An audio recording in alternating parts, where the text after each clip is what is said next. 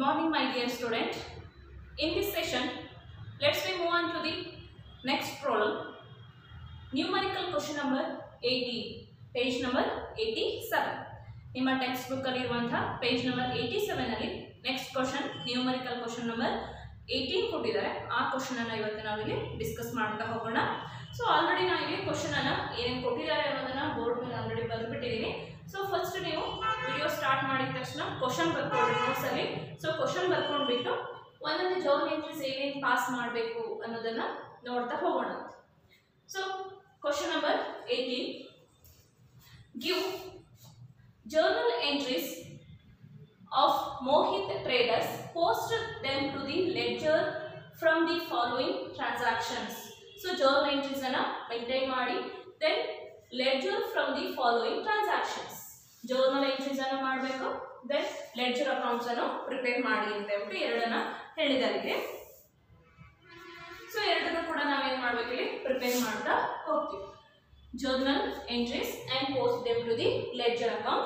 So first entry, August 2014, August 1st, commenced business with cash rupees 1,10,000. So already ನಿಮಗೆ ಗೊತ್ತಾಗಿದೆ ಯಾವ ರೀತಿ transactions ಅನ್ನ ಮಾಡ್ತಾ ಹೋಗಬೇಕು ಅಂತ. 3 ಅಕೌಂಟ್ ರೂಲ್ಸ್ ಇದೆ. ಸೊ ಆ 3 ಅಕೌಂಟ್ ರೂಲ್ಸ್ ಅನ್ನು ನಾವು ತಗೊಂಡ್ಬಿಟ್ಟು ಟ್ರಾನ್ಸಾಕ್ಷನ್ಸ್ ಅನ್ನ ಪಾಸ್ ಮಾಡ್ತಾ ಹೋಗ್ತೀವಿ. First one personal account rule, second one real account rule, and third one nominal account rule. So first rule, debit the receiver,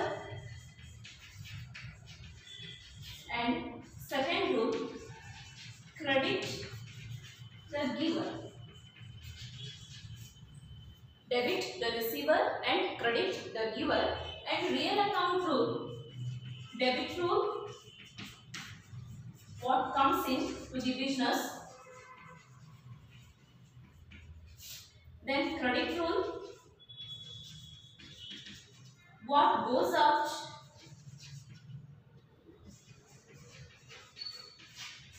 from the business, then nominal account rule, debit all expenses or losses, credit all incomes or gains or revenues items, means received item. So ಈ 3 rules ಅನ್ನು ನೀವು ನೀಟಾಗಿ ನೆನಪಿಟ್ಕೊಂಡ್ರೆ ನಾವು transactions ಅನ್ನು ಮಾಡೋದಕ್ಕೆ help ಆಗ್ತಾ ಹೋಗುತ್ತೆ. So first entry, commenced business with cash. So ಈ ಕ್ಯಾಶ್ ನ ಇಂಟ್ರೊಡ್ಯೂಸ್ ಮಾಡಿಬಿಟ್ಟು ಬಿಸ್ನೆಸ್ ಅನ್ನು ಸ್ಟಾರ್ಟ್ ಮಾಡಿದ್ದಾರೆ. So cash it is a current assets entry. So current assets ಅಂತ ಹೇಳಿದಾಗ ಅದು ಯಾವ ಅಕೌಂಟ್ ರೂಲ್ ಅಲ್ಲಿ ಬರುತ್ತೆ ಅನ್ನೋದನ್ನ ನೋಡಬೇಕು. ಸೊ ಪರ್ಸನಲ್ ಅಕೌಂಟ್ ಅಲ್ಲಿ ಏನು ಬರುತ್ತೆ, only for names. Names means natural name or artificial names. Natural names ಅಂದ್ರೆ ಈಗ ಬ್ಯಾಂಕ್ಸ್ ನೇಮ್ಸ್ ಇದೆ, Canara bank, then State Bank of India, State Bank of Mysore, Axis bank, bank of Baroda, HDFC bank, ಈ ರೀತಿ banks names ಇದೆ. ಅವೆಲ್ಲವೂ ಕೂಡ personal account ಅಲ್ಲಿ ಬರುತ್ತೆ. ಇನ್ನು ನ್ಯಾಚುರಲ್ ನೇಮ್ಸ್, ಆರ್ಟಿಫಿಷಿಯಲ್ ನೇಮ್ಸ್ ಅಂತ ಬಂದಾಗ ಈಗ ಪರ್ಸನ್ ನೇಮ್ಗಳನ್ನು ನಾವಾಗೆ ಕ್ರಿಯೇಟ್ ಮಾಡಿ ಇಟ್ಟಿರ್ತೀವಿ. Ram account, Shyam account, Krishna account, ಈ ರೀತಿಯಾಗಿ ಅಕೌಂಟ್ಸ್ ನೇಮ್ಗಳನ್ನ ಇರುತ್ತೆ. ಸೊ ಆ ರೀತಿ ಅಕೌಂಟ್ ನೇಮ್ಗಳು ಬಂದರೆ ಅದು ಪರ್ಸನಲ್ ಅಕೌಂಟ್ ರೂಲಲ್ಲಿ ಬರ್ತಾ ಹೋಗುತ್ತೆ. ಇನ್ನು ರಿಯಲ್ ಅಕೌಂಟ್ ಅಲ್ಲಿ ಬರೋದು only for assets. It's relating to assets entries, means current assets either fixed assets. ಅದರಲ್ಲಿ ಕರೆಂಟ್ ಇರ್ಬೋದು ಅಥವಾ ಫಿಕ್ಸ್ಡ್ ಅಸೆಟ್ಸ್ ಇರ್ಬೋದು. ಆಲ್ರೆಡಿ ಥಿಯರಿಟಿಕಲ್ ಪಾರ್ಟ್ ಅಲ್ಲಿ ಯಾವುದು ಕರೆಂಟ್ ಅಸೆಟ್ಸ್ ಆಗುತ್ತೆ, ಯಾವುದು ಫಿಕ್ಸ್ಡ್ ಅಸೆಟ್ಸ್ ಆಗುತ್ತೆ ಅಂತ ಚಾಪ್ಟರ್ ಫಸ್ಟ್ ಅಲ್ಲಿ ನಿಮಗೆ ಬಂದಿದೆ. ಸೊ ಈಗ ಕ್ವಶನ್ ಅಲ್ಲಿ ಕ್ಯಾಶ್ ಅಂತ ಇದೆ. ಸೊ ಕ್ಯಾಶ್ ಅನ್ನೋದು ಕರೆಂಟ್ ಅಸೆಟ್ಸ್ ಆಗುತ್ತೆ, ಹಾಗಾಗಿ ಅದು ರಿಯಲ್ ಅಕೌಂಟ್ ರೂಲ್ ಅನ್ನ ಅಪ್ಲೈ ಮಾಡ್ಕೊಳ್ಳೋದು. ದೆನ್ ನಾಮಿನಲ್ ಅಕೌಂಟ್ ರೂಲ್ ಅಲ್ಲಿ ಏನಂತ ಹೇಳ್ತೀವಿ, expenses losses means paid entries or received entries ಎಲ್ಲ ನಾಮಿನಲ್ ಅಕೌಂಟ್ ರೂಲ್ ಅಲ್ಲಿ ಬರ್ತಾ ಹೋಗ್ತದೆ. ಇದರಲ್ಲಿ ಬರುವಂಥದ್ದು expenses and income entries means received entries ಎಲ್ಲ ನಾಮಿನಲ್ ಅಕೌಂಟ್ ಅಲ್ಲಿ ಬರುತ್ತೆ. For example salary paid, rent paid, commission paid, wages paid ಅದೆಲ್ಲ ಎಕ್ಸ್ಪೆನ್ಸಸ್ ಆಗುತ್ತೆ. ಸೊ ನಾಮಿನಲ್ ಅಕೌಂಟ್ ಅಲ್ಲಿ ಡೆಬಿಟ್ ಅಂತ ಹೇಳ್ಬಿಟ್ಟು ಎಂಟ್ರೀಸ್ ಅನ್ನ ಪಾಸ್ ಮಾಡಬೇಕು. ದೆನ್ ರಿಸೀವ್ಡ್ ಇದೆ, commission received, interest received, dividend received, ಈ ರೀತಿ ರಿಸೀವ್ಡ್ ಏನಾದರೂ ಕೊಟ್ಟರೆ ಅದು ಕೂಡ ನಾಮಿನಲ್ ಅಕೌಂಟ್ ಅಂಡರಲ್ಲೇ ಬರುತ್ತೆ. So come to the point. And first transaction, commenced business with cash. So cash it is a comes into the business. So under the real account, what comes into the business, it is treated as debit entry. ಏನು business ಗೆ comes in ಆಗುತ್ತೆ ಅದನ್ನ debit ಅಂತ ಹೇಳ್ಬಿಟ್ಟು treat ಮಾಡಬೇಕು ಅಂತ rule ಇದೆ. So ಹಾಗಾಗಿ ಕ್ಯಾಶ್ ಎಂಟ್ರೀಸ್ ಅನ್ನ ಏನಂತ ಟ್ರೀಟ್ ಮಾಡಬೇಕು, ಈಗ ಡೆಬಿಟ್ ಅಂತ ಹೇಳ್ಬಿಟ್ಟು ಟ್ರೀಟ್ ಮಾಡ್ತೀವಿ. ಸೊ ಕ್ಯಾಶ್ ಅಕೌಂಟ್ ಡೆಬಿಟ್ ಆಯ್ತು. ಸೊ ಈ ಕ್ಯಾಶ್ ಅನ್ನ ಯಾರು ಡೆಪಾಸಿಟ್ ಮಾಡಿರೋದು, ಯಾರು ಬಿಸ್ನೆಸ್ ಗೆ ಇಂಟ್ರೊಡ್ಯೂಸ್ ಮಾಡಿರೋದು, ಮೋಹಿತ್ ಟ್ರೇಡರ್ಸ್ ಅವರು ಇಂಟ್ರೊಡ್ಯೂಸ್ ಮಾಡಿದ್ದಾರೆ. ಸೊ ಮೋಹಿತ್ ಟ್ರೇಡರ್ಸ್ ಅಂದ್ರೆ ಅದು ನೇಮ್ ಆಗುತ್ತೆ. ನೇಮ್ ಯಾವ ಅಂಡರಲ್ಲಿ ಬರುತ್ತೆ, ಪರ್ಸನಲ್ ಅಕೌಂಟ್ ರೂಲ್ ಅಲ್ಲಿ ಬರುತ್ತೆ.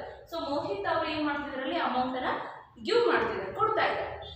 ಸೊ ಮೋಹಿತ್ ಅವರು ಗಿವರ್ ಆಗುತ್ತೆ. ಸೊ ಮೋಹಿತ್ ಟ್ರೇಡರ್ಸ್ ಅಕೌಂಟ್ ಏನ್ ಬರುತ್ತೆ ಅಲ್ಲಿ ಕ್ರೆಡಿಟ್ ಎಂಟ್ರಿ ಅಂತ ಹೇಳ್ಬಿಟ್ಟು ಬರುತ್ತೆ. ಸೊ ಆಕ್ಚುಲಿ ಇದು ಬಿಸ್ನೆಸ್ ಕನ್ಸರ್ನ್ ಇರೋದ್ರಿಂದ ಪರ್ಸನ್ ನೇಮ್ ಬದಲಾಗಿ ಏನಂತ ಎಂಟ್ರಿ ಮಾಡಬೇಕು, ಕ್ಯಾಪಿಟಲ್ ಅಂತ ಹೇಳ್ಬಿಟ್ಟು ಎಂಟ್ರೀಸ್ ಅನ್ನ ಪಾಸ್ ಮಾಡ್ತೀವಿ. ಸೊ ಕ್ಯಾಪಿಟಲ್ ರೂಲ್ ಕೂಡ under the American system rule already ನಿಮ್ಗೆ ನೋಟ್ಸ್ ಕೊಟ್ಟಿದ್ದೀನಿ. Under the American system rule capital rule increases the capital, it is taken the credit entry. So capital ಕೂಡ increase ಆಗ್ತಾ ಇದೆ, ಹಾಗಾಗಿ capital entry credit ಅಂತ ಹೇಳ್ಬಿಟ್ಟು entries ಅನ್ನ ಪಾಸ್ ಮಾಡ್ತೀವಿ. One is cash entry and another one is capital entry. So journal entry, cash account debtor to capital account. Then second one, open bank account with HDFC Bank. Opened bank account with HDFC Bank. So ಇಲ್ಲಿ ನಾವು ನೋಡಬೇಕಾಗಿದ್ದು bank ಅಂತ ಇದೆ, deposit ಮಾಡಿರೋದು 50,000 ಇದೆ. So 50,000 it is a amount, nothing but a cash entries. Bank and cash. So bank ಅವರಿಗೆ amount receive ಮಾಡ್ಕೊಂಡ್ರು ಅಥವಾ pay ಮಾಡಿದ್ರು ಅಂತ ನೋಡಿ. ಇನ್ನು ಕ್ಯಾಶ್ ಅಮೌಂಟ್ ಬಿಸ್ನೆಸ್ ಇಂದ ಕಮ್ಸ್ ಇನ್ ಆಯ್ತು ಅಥವಾ ಗೋಸ್ ಔಟ್ ಆಯ್ತು ಅನ್ನೋದನ್ನ ನೋಡ್ಬೇಕಿಲ್ಲ. ಸೊ ಬ್ಯಾಂಕ್ ಅಂತ ಹೇಳಿದಾಗ ಅದು ನೇಮ್ ಆಗುತ್ತೆ. ಸೊ ನೇಮ್ ಎಂಟ್ರಿ ಎಲ್ಲಿ ಬರುತ್ತೆ, ಪರ್ಸನಲ್ ಅಕೌಂಟ್ ರೂಲ್ ಅಲ್ಲಿ ಬರುತ್ತೆ. Okay, so open bank account with HDFC ಅಂತ ಹೇಳಿದಾಗ ಬ್ಯಾಂಕ್ ಅಕೌಂಟ್ ಅನ್ನು ಓಪನ್ ಮಾಡಿದೀವಿ. ಸೊ ಅಂದ ಟೈಮ್ ಬ್ಯಾಂಕ್ ಅಲ್ಲಿ ಅಮೌಂಟ್ ಅನ್ನು ಡೆಪಾಸಿಟ್ ಮಾಡಿದ್ವಿ. ಸೊ ಅವಾಗ ಏನ್ ಮಾಡ್ತಾರೆ, ಬ್ಯಾಂಕ್ ಅಮೌಂಟ್ ಅನ್ನ ರಿಸೀವ್ ಮಾಡ್ಕೊಳ್ತಾ ಇದೆ. ಸೊ ರಿಸೀವ್ ಇರೋದ್ರಿಂದ ರಿಸೀವರ್ ಏನಾಗ್ತಾರೆ, ಡೆಬಿಟ್ ಆಗ್ತಾರೆ. So bank account debit, bank account debit, and automatically cash it's goes out from the business. Cash amount it is goes out from the business. So cash it is comes under the real account rule. So what goes out in the business ಇಂದ ಏನು goes out ಆಗುತ್ತೆ ಅದನ್ನ credit ಅಂತ ಹೇಳ್ಬಿಟ್ಟು treat ಮಾಡ್ತೀವಿ. So ಇಲ್ಲಿ cash goes out ಆಗ್ತಿದೆ. So entry ಏನಾಗುತ್ತೆ, ಇಲ್ಲಿ ಕ್ರೆಡಿಟ್ ಎಂಟ್ರಿ ಆಗುತ್ತೆ. So cash credit entry. So entry bank account data to cash account ಆಯಿತು. Then purchase furniture ₹20,000. ಸೊ ಇಲ್ಲಿ ಪರ್ಚೇಸ್ ಮತ್ತೆ ಫಿಕ್ಸ್ಡ್ ಅಸೆಟ್ಸ್ ಎರಡು ಅಟ್ ಎ ಟೈಮ್ ಬಂದಾಗ ಫಿಕ್ಸ್ಡ್ ಅಸೆಟ್ಸ್ ನೇಮ್ ಅಲ್ಲಿ ನಾವು ಕನ್ಸಿಡರ್ ಮಾಡಬೇಕು. ಇನ್ ಕೇಸ್ ಪರ್ಚೇಸ್ ಗೂಡ್ಸ್ ಅಂತ ಇದ್ದಾಗ ಗೂಡ್ಸ್ ಅಂತ ಕನ್ಸಿಡರ್ ಮಾಡಬೇಡಿ, ಅದನ್ನ ಪರ್ಚೇಸ್ ಅಂತ ಟ್ರೀಟ್ ಮಾಡಬೇಕಾಗುತ್ತೆ. ಇಲ್ಲಿ ಫಿಕ್ಸ್ಡ್ ಅಸೆಟ್ಸ್ ನೇಮ್ ಪರ್ಟಿಕ್ಯುಲರ್ ಆಗಿ ಕೊಟ್ಟಿದ್ರೆ furniture, machinery, land, vehicles, car, ಈ ರೀತಿ ಫಿಕ್ಸ್ಡ್ ಅಸೆಟ್ಸ್ ನೇಮ್ ಅವರೇ ಪರ್ಟಿಕ್ಯುಲರ್ ಆಗಿ ಕೊಟ್ಟಿದ್ರೆ ನಾವೇನ್ ಮಾಡಬೇಕು, ಫಿಕ್ಸ್ಡ್ ಅಸೆಟ್ಸ್ ನೇಮ್ ಅನ್ನೇ ಕನ್ಸಿಡರ್ ಮಾಡಬೇಕು. ಅದೇ ಅಕೌಂಟ್ ಅನ್ನ ನಾವಲ್ಲಿ ಮೆನ್ಷನ್ ಮಾಡಬೇಕು. ಸೊ ಇಲ್ಲಿ ಒಂದು ಅಕೌಂಟ್ ಫರ್ನಿಚರ್ ಅಂತ ಇದೆ ಅಂಡ್ ಆಪೋಸಿಟ್ ಅಕೌಂಟ್ ಕ್ಯಾಶ್ ಇದೆ. ಅಮೌಂಟ್ ಪರ್ಚೇಸ್ ಮಾಡ್ಕೊಳ್ತಾ ಇರೋದ್ರಿಂದ, ಫರ್ನಿಚರ್ ತಗೊಳ್ತಾ ಇರೋದ್ರಿಂದ ಸೊ ಕ್ಯಾಶ್ 20,000 ಅನ್ನ ಕೊಡ್ತಾ ಇದೆ. ಸೊ ಇಲ್ಲಿ ಫರ್ನಿಚರ್ ಅಂಡ್ ಕ್ಯಾಶ್, ಸೊ ಎರಡು ಎಂಟ್ರಿ ಯಾವ ನೇಚರಲ್ಲಿ ಬರುತ್ತೆ ಅನ್ನೋದನ್ನ ನೋಡಬೇಕು. ಸೊ ಎರಡು ಎಲ್ಲಿ ಬರುತ್ತೆ, ಅಸೆಟ್ಸೇ ಬರುತ್ತೆ. Furniture it is also fixed assets and cash it is also current assets entry. So it is those are both the transactions taken under the real account rule. So real account rule, debit what comes in and credit what goes out. And the time purchase of furniture, the furniture it is comes into the business and cash amount it is goes out from the business. Furniture na purchase ಮಾಡ್ಕೊಂಡ್ರು, furniture comes in ಆಯಿತು, ಅದಕ್ಕೆ related ಆಗಿ cash ನ pay ಮಾಡಿದ್ರು, cash goes out. So furniture comes in irodrinda furniture account debit, cash goes out irodrinda cash account credit. So entry furniture account debtor to cash account. Then bought goods for cash from Rupa Traders. Bought goods for cash from Rupa Traders. Goods ana bought ಮಾಡಿದ್ರು. So bought means purchase, means purchase ಅಂತಾನೆ ಹೇಳ್ತೀವಿ. So goods ಅಂತ ಇದೆ, goods ಅಂತ ಇದ್ದಾಗ ಅದನ್ನ purchase entries ಗೆ related ಅಂತ ತಗೊಳ್ತೀವಿ. So purchase account and goods for cash. So cash ನ ಇಮಿಡಿಯೇಟ್ ಪೇ ಮಾಡಿದ್ದಾರೆ ಫ್ರಮ್ ಯಾರಿಂದ? ರೂಪಾ ಟ್ರೇಡರ್ಸ್ ಇಂದ. So cash and person name at a time ಕೊಟ್ಟಾಗ ಕ್ವಶನ್ ಅಲ್ಲಿ ಕ್ಯಾಶ್ ಅಂತಾನೆ ಟ್ರೀಟ್ ಮಾಡಬೇಕು, ಪರ್ಸನ್ ನೇಮ್ ಅಂತ ಟ್ರೀಟ್ ಮಾಡಕ್ ಬರಲ್ಲ.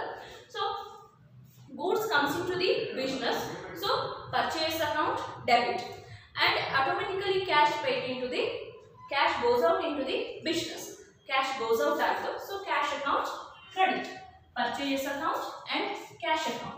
ರೂಪಾ ಟ್ರೇಡರ್ಸ್ ಅಂತ ಇದೆ, ಬಟ್ ಯಾವ ಟೈಮಲ್ಲಿ ಬರುತ್ತೆ? ಕ್ರೆಡಿಟ್ ಟ್ರಾನ್ಸಾಕ್ಷನ್ ಆದಾಗ ನೇಮ್ ಬರಬೇಕು. ಸೊ ಕ್ವಶನ್ ಅಲ್ಲಿ ಕ್ಯಾಶ್ ಕೊಟ್ಟಿಲ್ಲ ಅಂದ್ರೆ ರೂಪಾ ಟ್ರೇಡರ್ಸ್ ಅಂತ ಅಪ್ಲೈ ಮಾಡಕ್ ಬರುತ್ತೆ. ಸೊ ಕ್ವಶನ್ ಅಲ್ಲಿ ನೀಟಾಗಿ ಅವ್ರಿಗೆ ಕ್ಯಾಶ್ ಟ್ರಾನ್ಸಾಕ್ಷನ್ ಅಂತ ಮೆನ್ಷನ್ ಮಾಡಿದ್ದಾರೆ. ಸೊ ಕ್ಯಾಶ್ ಅಂತಾನೆ ಇರೋದ್ರಿಂದ ನಾವಲ್ಲಿ ಕ್ಯಾಶ್ ಅಂತಾನೆ ಟ್ರೀಟ್ ಮಾಡಬೇಕಾಗುತ್ತೆ, ರೂಪಾ ಟ್ರೇಡರ್ಸ್ ಅಂತ ಕೊಡಕ್ ಬರಲ್ಲ. ಇನ್ ಕೇಸ್ ಅದು ಕ್ರೆಡಿಟ್ ಟ್ರಾನ್ಸಾಕ್ಷನ್ಸ್ ಇದ್ರೆ ಮಾತ್ರ ಏನ್ ಮಾಡಬೇಕು? ಪರ್ಸನಲ್ ನೇಮ್ ಅನ್ನ ಎಂಟ್ರಿ ಮಾಡಬೇಕು, ಮೀನ್ಸ್ ರೂಪಾ ಟ್ರೇಡರ್ಸ್ ಅಂತ ಕೊಡಕ್ ಬರ್ತಿತ್ತು. So purchase account data to cash account. Then purchased goods from Hema Traders. ನೋಡಿ ಕ್ಯಾಶ್ ಅಂತ ಕೊಟ್ಟಿಲ್ಲ, ಹೇಮಾ ಟ್ರೇಡರ್ಸ್ ಅಂತ ಇದೆ. ಸೊ ಎರಡೂ ಈಗ ಸೇಮ್ ಇದೆ. ಇಲ್ಲಿನೂ ಗೂಡ್ಸ್ ಪರ್ಚೇಸ್ ಮಾಡಿದರೆ ಕ್ಯಾಶ್ ಪೇಮೆಂಟ್ ಆಗಿದೆ, ಇಲ್ಲೂ ಗೂಡ್ಸ್ ಪರ್ಚೇಸ್ ಆಗಿದೆ, ಬಟ್ ಕ್ರೆಡಿಟ್ ಟ್ರಾನ್ಸಾಕ್ಷನ್ ಇದೆ. ಕ್ರೆಡಿಟ್ ಅಂತ ಹೇಗೆ ಗೊತ್ತಾಗುತ್ತೆ? ಕ್ಯಾಶ್ ಅಂತ ಇಲ್ಲಿ ಎಲ್ಲೂ ಬಂದಿಲ್ಲ. ಸೊ ಕ್ಯಾಶ್ ಅಂತ ಬಂದಿಲ್ಲ ಅಂದ್ರೆ ಅವಾಗ ಏನ್ ಮಾಡ್ಬೇಕು ನಾವು? ಹೇಮಾ ಟ್ರೇಡರ್ಸ್ ಅಂತ ಹೇಳ್ಬಿಟ್ಟು ಅಪ್ಲೈ ಮಾಡ್ಬೇಕಾಗುತ್ತೆ. ಸೊ ಪರ್ಚೇಸ್ ಅಕೌಂಟ್ ಡೇಟಾ ಏನಕ್ಕೆ ಪರ್ಚೇಸ್ ಅಕೌಂಟ್ ಡೆಬಿಟ್ ಆಗುತ್ತೆ? ಗೂಡ್ಸ್ ಕಮ್ಸ್ ಇನ್ ಆಯಿತು ಅಂಡ್ ಅದು ರಿಯಲ್ ಅಕೌಂಟ್ ಅಂಡರಲ್ಲಿ ಕಮ್ಸ್ ಇನ್ ಇರೋದ್ರಿಂದ ಪರ್ಚೇಸ್ ಅಕೌಂಟ್ ಡೆಬಿಟ್ ಆಯಿತು. ಅಂಡ್ ಹೇಮಾ ಟ್ರೇಡರ್ಸ್ ಅಂತ ಹೇಳ್ಬಿಟ್ಟು ಏನಿದೆ, ಹೇಮಾ ಟ್ರೇಡರ್ಸ್ ಅವರು ಅಮೌಂಟ್ ಅನ್ನ ಕೊಡಬೇಕಾಗ್ತಾರೆ, ಗಿವರ್ ಇದ್ದಾರೆ. ಸೊ ಹಾಗಾಗಿ ಹೇಮಾ ಟ್ರೇಡರ್ಸ್ ಅಕೌಂಟ್ ಕ್ರೆಡಿಟ್ ಅಂತ ಹೇಳ್ಬಿಟ್ಟು ಎಂಟ್ರಿ ಮಾಡಬೇಕು. ಸೊ ಕ್ಯಾಶ್ ಇದ್ರೆ ಕ್ಯಾಶ್ ಕ್ರೆಡಿಟ್ ಆಗ್ತಿತ್ತು, ಸೊ ಕ್ಯಾಶ್ ಇಲ್ಲ, ಇಲ್ಲಿ ಕ್ರೆಡಿಟ್ ಇದೆ. ಸೊ ಹಾಗಾಗಿ ಪರ್ಸನ್ ನೇಮ್ ಅನ್ನ ಎಂಟ್ರಿ ಮಾಡ್ತೀವಿ. Purchase account data to Hema traders account. Then sold goods for cash. Goods sold ಇದೆ, ಒಂದು ಸೇಲ್ಸ್ ಅಕೌಂಟ್ ಬರುತ್ತೆ, ಒಂದು ಕ್ಯಾಶ್ ಅಕೌಂಟ್ ಬರುತ್ತೆ. ಸೊ ಗೂಡ್ಸ್ ಸೋಲ್ಡ್ ಆದಾಗ ಗೂಡ್ಸ್ ಏನಾಯ್ತಲ್ಲಿ ಬಿಸ್ನೆಸ್ ಇಂದ ಗೋಸ್ ಔಟ್ ಆಯಿತು.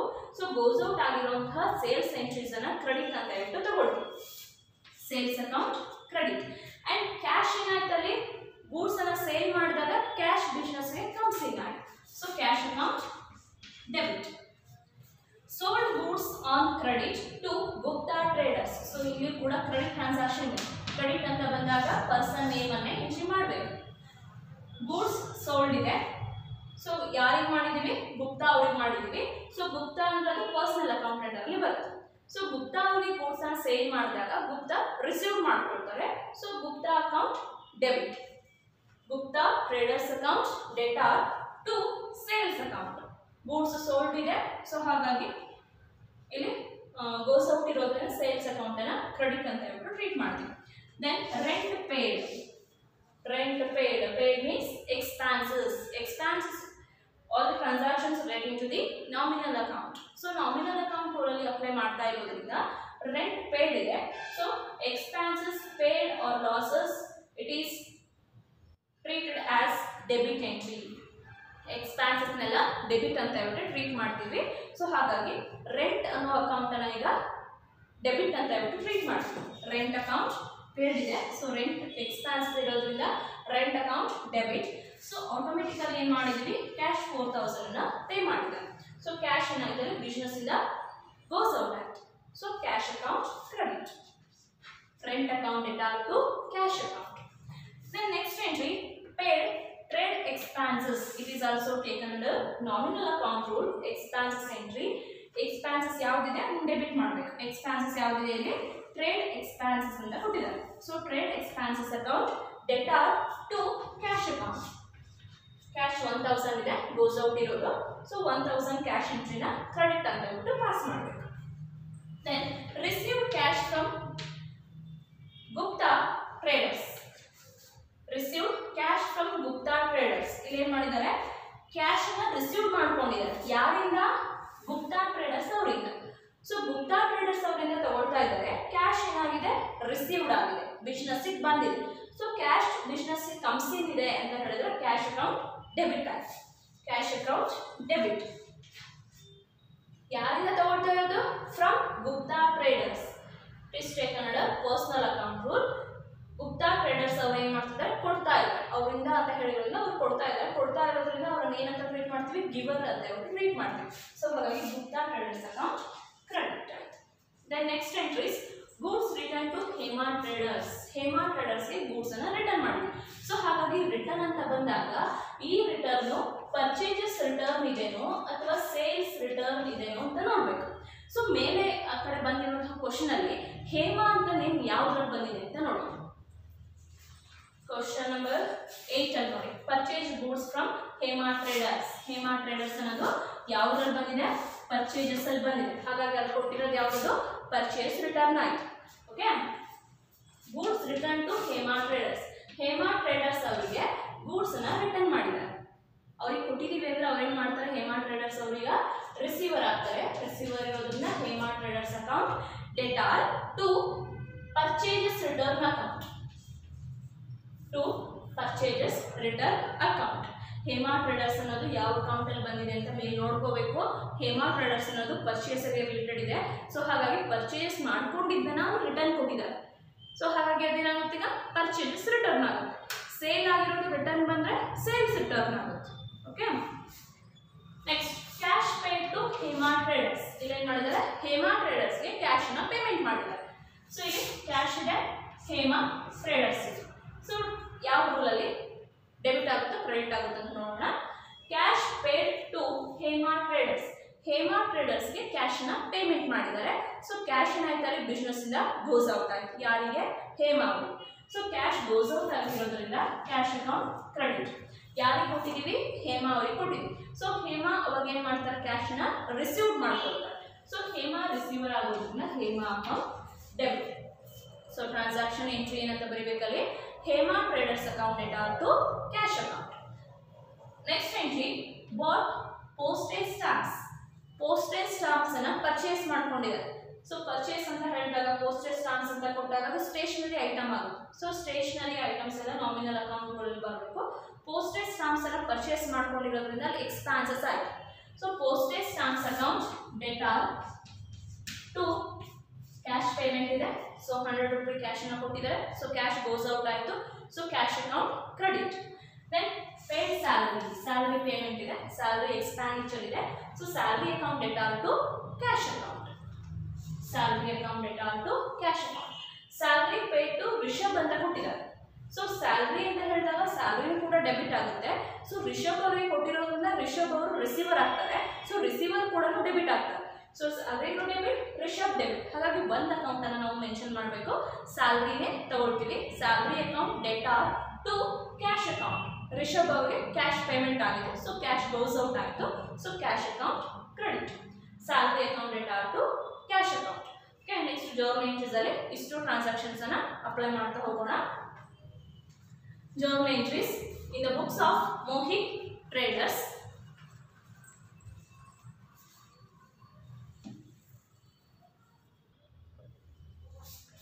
In the books of Mohit Traders, journal entries. So first column date,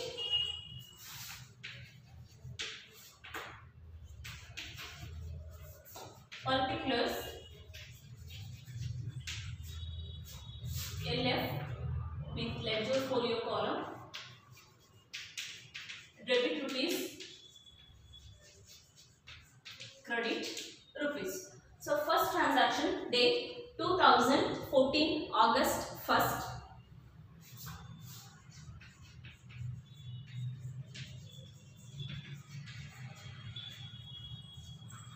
Commence a business with cash. So cash comes in there. So cash account debtor to capital account.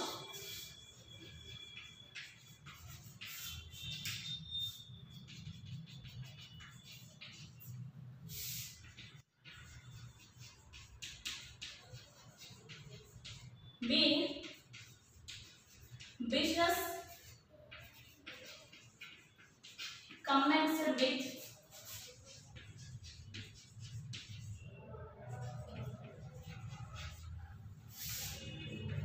cash rupees. How much? Rupees 1,10,000. First entry debit column 1,10,000 and credit column name, and second transaction credit is a capital entry. So capital column, credit column 1,00,000 10,000. Same amount both column alli entry ಮಾಡಿ. So first transaction over.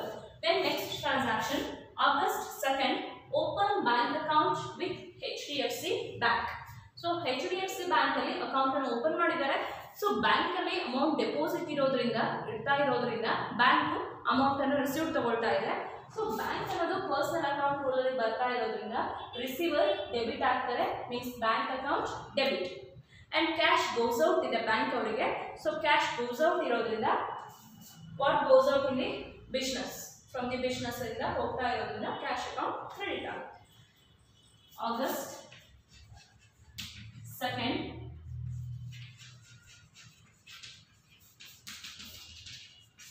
bank account debtor to cash account being open bank account with HDFC. Rupees 50,000, debit column 50 and credit column 50,000. Next entry August, first entry completed, second entry completed. Next third entry purchased furniture. So furniture comes into the business, so furniture account debtor and cash goes out from the business, so cash account credit. Date 3rd August 3rd. Furniture account debtor to cash account being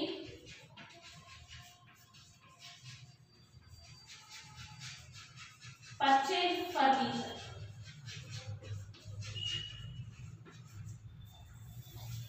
Purchased furniture rupees 20,000.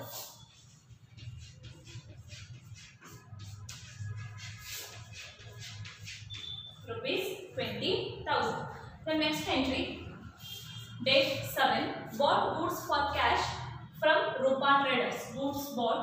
So on that time purchase goods, it is comes into the business, so purchase account debit and cash goes out from the business, so cash account credit. Date 7 August 7th.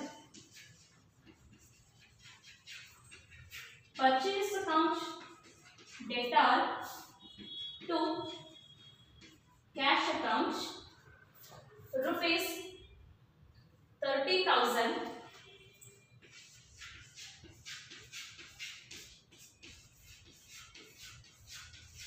being goods purchased for cash.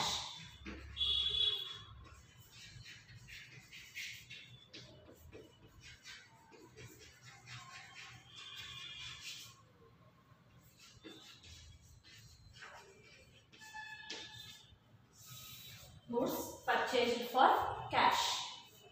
Okay. 7th entry completed.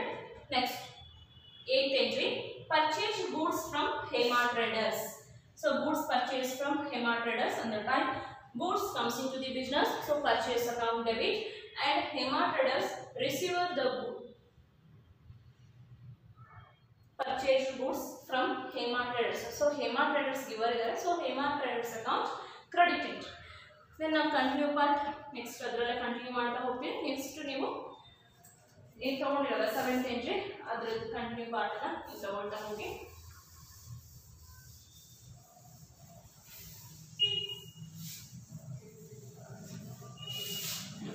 Purchase account debtor to Hema Traders account.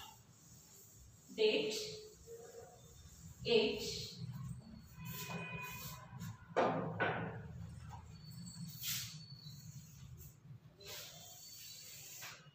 August 8.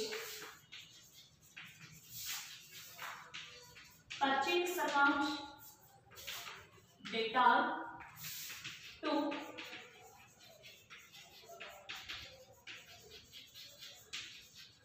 Hema Traders account. Debit amount and credit.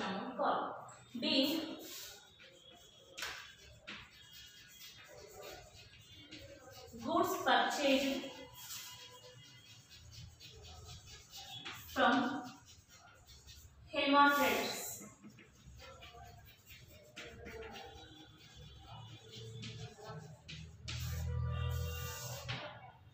Amount rupees 42,000.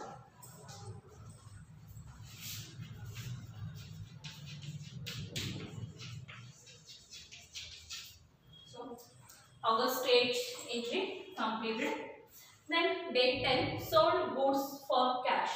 Goods sold for cash, and the time cash comes into the business, so cash account credit, and goods goes out from the business, so sales account credit.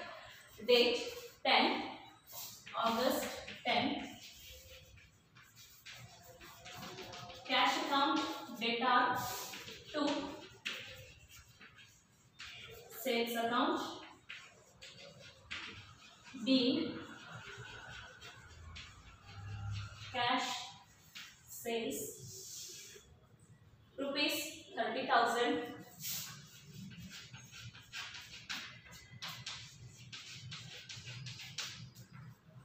August 10 entry completed.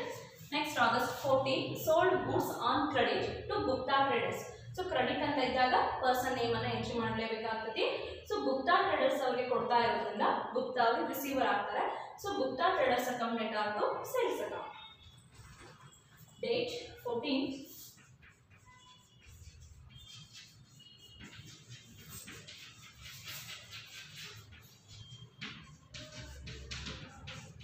Gupta Traders account data to sales account B, goods sold to Gupta Traders. Amount sold goods to Gupta Traders rupees 12,000.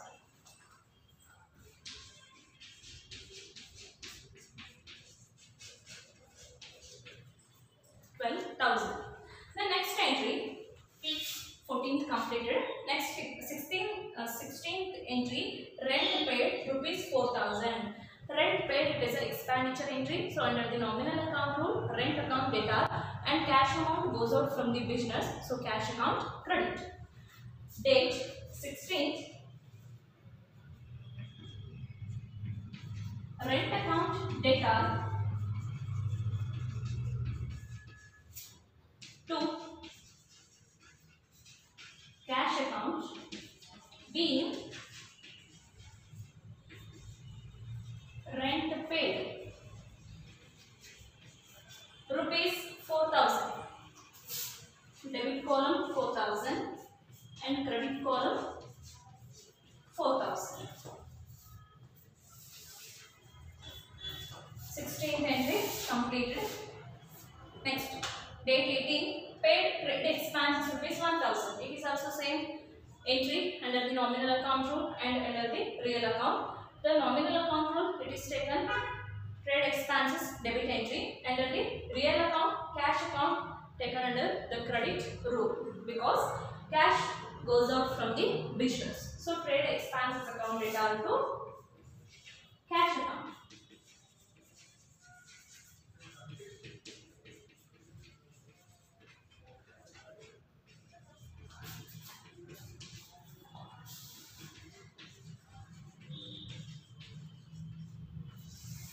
Trade expenses account return to cash account being trade expenses paid.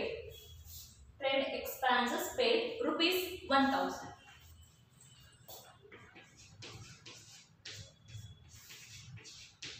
Rupees 1,000. So then remaining entries.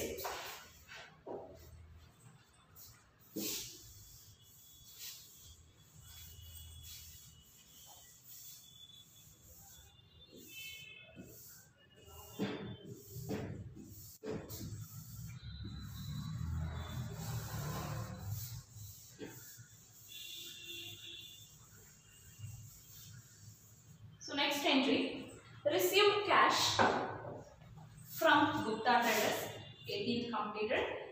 Cash received from Gupta Traders. So Gupta Traders ಇಂದ cash ಅನ್ನು ತಗೊಳ್ತಾ ಇದ್ದಾರೆ. So cash ಅಲ್ಲಿ business ಗೆ comes in ಆಯ್ತು. So cash account data to Gupta Traders account. Date 20 August 20. Particulars LS, debit amount and credit amount. Gupta cash comes into the business, so cash account data to Gupta Traders account.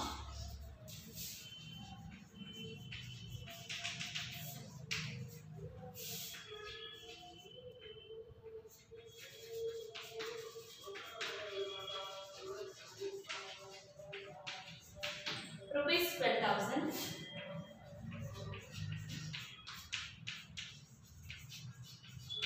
Being cash received from Gupta Traders. Cash received from Gupta Traders. The next entry, date 22. Goods returned to Hema Traders rupees 2,000. Goods returned to Hema Traders. So Hema Traders ಅವರಿಗೆ goods ಅನ್ನು return ಮಾಡಿದ್ದಾರೆ. So return ಮಾಡಿದಾಗ ಅದು ಯಾವ entry ಅಂತ ಹೇಳ್ಬಿಟ್ಟು ನೋಡ್ಕೋಬೇಕಾಗ್ತದೆ. Hema traders entry purchase sale ಬಂದಿದೆ. ಸೊ ಹೇಮಾನಿಂದ ಗೂಡ್ಸ್ ರಿಟರ್ನ್ ಬಂದಿರೋದ್ರಿಂದ ಅದೇನಾಗುತ್ತೆ, ಪರ್ಚೇಸ್ ರಿಟರ್ನ್ ಆಗುತ್ತೆ. Goods return to Hema traders, sorry Hema ಟ್ರೇಡರ್ಸ್ಗೆ ಗೂಡ್ಸ್ ಅನ್ನ ರಿಟರ್ನ್ ಮಾಡಿದೀವಿ. ಸೊ ಹೇಮಾ ಟ್ರೇಡರ್ಸ್ ಅವಾಗ ಏನ್ ಮಾಡ್ತಾರೆ, ಗೂಡ್ಸ್ ಅನ್ನ ರಿಸೀವ್ ತಗೊಳ್ತಾರೆ. Hema traders account data to purchase return ಆಗುತ್ತೆ. Account Hema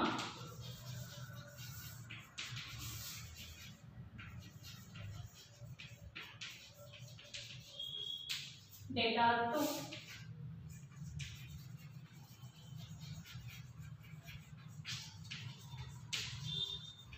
purchases return account. Being goods returned to Hema Traders rupees 2,000.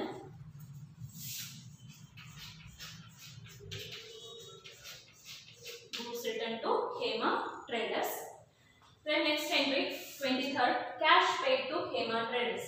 So Hema ಅವರಿಗೆ ಕ್ಯಾಶ್ ನ ಪೇಮೆಂಟ್ ಮಾಡ್ತಿದ್ವಿ. ಕ್ಯಾಶ್ ನ ಪೇಮೆಂಟ್ ಅವ್ರಿಗೆ ಕೊಡ್ತಾ ಇರೋದ್ರಿಂದ ಹೇಮಾ ಅವರು ರಿಸೀವರ್ ಆಗ್ತಾರೆ. Hema traders account data to cash goes out ಆಗುತ್ತೆ to cash account. Credit entry ತಗೊಳ್ಳಿ. Cash entry 23rd.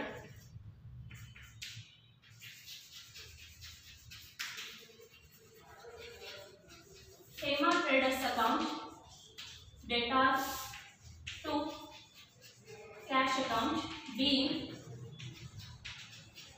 cash paid to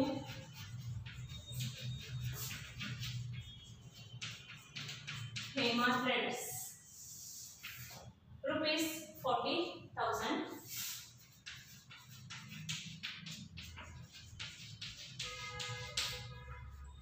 Twenty-third, 22, 23rd also.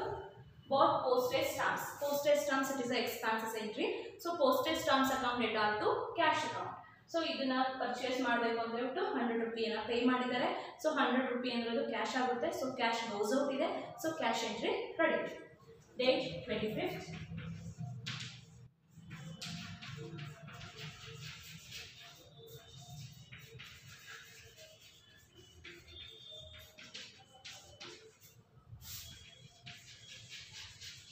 Postage stamps account data to cash account being paid postage stamps rupees 100 rupees. Then last entry, date 30, paid salary to Rishabh rupees 4,000. Salary paid is a expenses entry under the nominal account rule. So salary paid is a debit entry and cash goes out from the business. So cash account credit. Salary account data to cash account.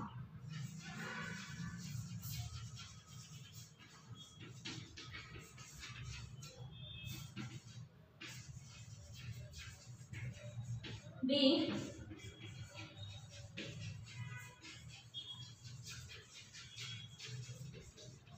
salary paid. So salary paid rupees 4,000.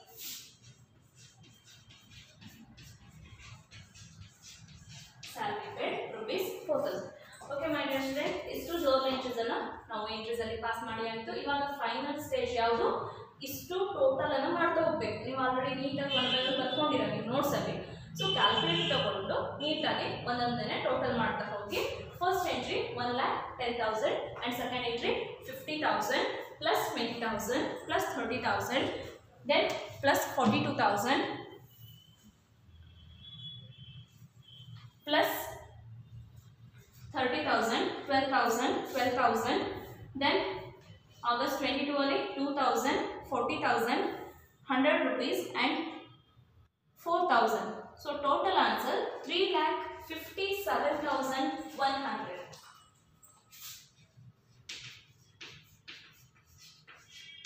3,57,100 rupees.